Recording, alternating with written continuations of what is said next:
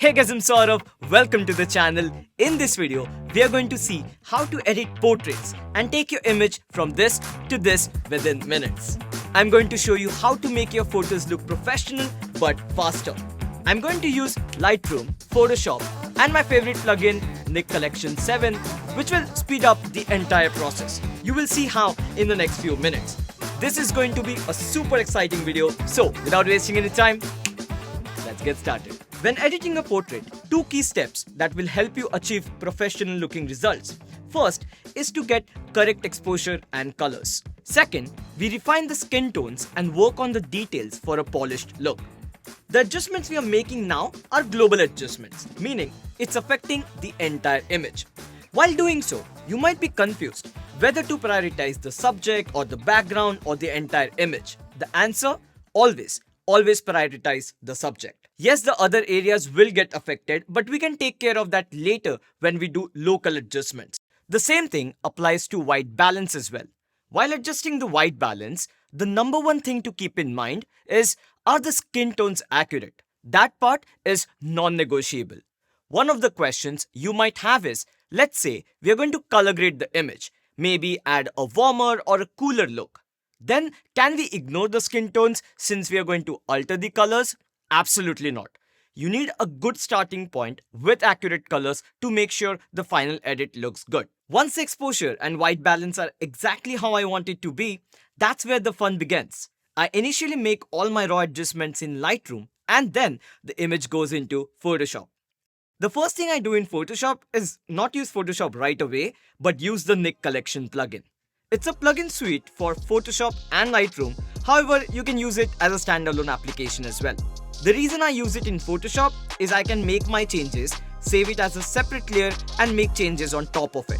I'm super happy to partner with DxO for this video. I have been using Nik Collection for almost 10 years now, and even if you don't have any editing experience, this is going to be a great choice. It's very easy to use, you can get started right away and create amazing edits within no time.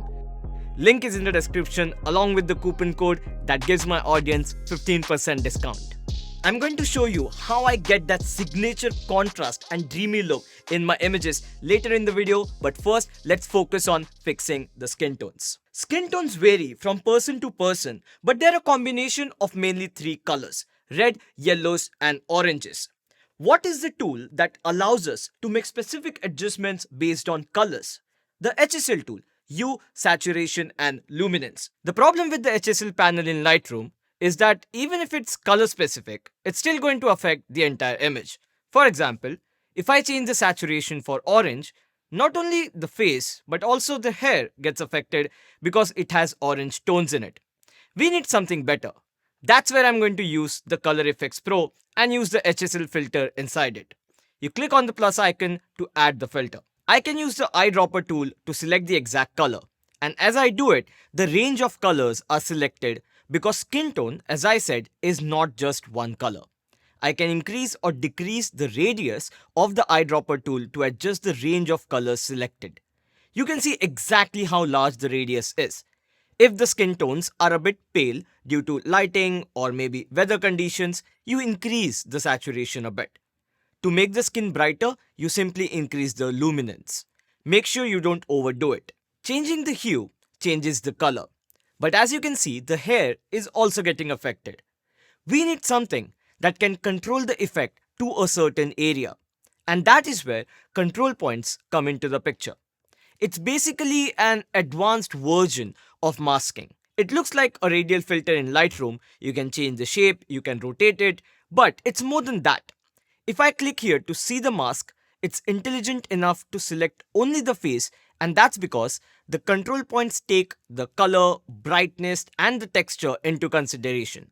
It's able to understand what you have selected and select the similar areas within the mask accordingly. So now if I change the hue, only the color of the face will be changed. One of the most important steps in editing portraits is skin retouching. Now, there are different methods and they fall somewhere between these two extremes. One takes a lot of time but delivers professional looking results. Two is quick but doesn't look professional. We are going to aim for something in between which gives us best of both the worlds. I'm going to share with you two such techniques that fall into this category. First is using neural filters inside Photoshop.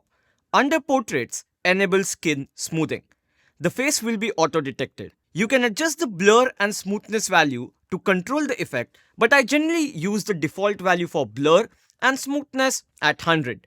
Pro tip, set the output to smart filter so that once you save the effect, you can always come back and change the values later if you need to. This definitely doesn't look natural. The reason for it is the effect is too strong, it's applied all over the face and you have lost all the skin texture. To control that, let's add a black layer mask and start painting white on top of it. I'm going to use a soft brush and my flow is going to be at 25%. So, if I paint white, it's not going to be completely white and I can control the amount. Black means the effect is not applied, white means the effect is applied completely. I'll paint over the areas gradually and make sure I don't lose the texture. If you have used the masking properly and not overdone the skin smoothing, it will give you the desired result. The only problem with this technique is that it doesn't give you enough control. For that, let's go back to color effects and use the dynamic skin softener. First step is to select the skin color, and as soon as you do that, you see the result. This is again too strong, but we have more control now because of these three sliders. I usually go a bit high on smaller details, less on the medium and even lesser on the large details. Once you start playing with the sliders, you will kind of get used to it. This is applied to the overall image and hence we will use a control point like before to make sure it only affects the face. Once you're happy with it, click on apply and you can always control the effect using masking like we saw a couple of minutes ago. These two techniques combined with masking are more than enough to get professional results in limited time. The way I get the dreamy look in my images is by using the classical soft focus filter. This mimics the look of a mist filter, to be honest.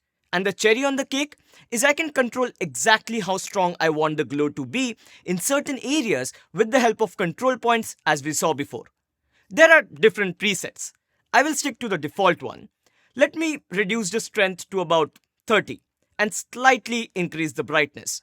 The shadows and highlight slider will help you to recover the blown out details. Let's say I increase the strength and now the highlights are blown out. I'll increase the highlight slider to recover back the details. As simple as that. Another filter that I use very often is Pro Contrast. The dynamic contrast slider especially is very unique. What it does is it adjusts the contrast of the image, but the contrast applied to every part of the image is not the same. Even if you have not lost any details in highlights and shadows, you can still use these sliders to control how much it affects the shadows and highlights respectively. You can use curves, you can use masking to apply local contrast, but that would take a lot of time. This works wonders for all of my images. Let's start from scratch and go through everything we have learned today. First, we fix the exposure and colors. Might sound like a simple basic step, but very important to get a professional looking result. After that, we start fixing the skin using Photoshop's neural filters and the dynamic skin softener inside color effects. Make sure to not overuse it and use masking to apply it only on selective areas. Once we are happy with the skin, we apply the dream effect, add some local contrast and finish the edit. That's it from this video, guys. I hope you enjoyed the video and you got to learn something from it. Thank you DxO once again for sponsoring the video and making this video possible. I can say without a doubt you will love the Nik Collection once you start using it. Link is in the description along with the discount code. I'll talk to you guys in the next one.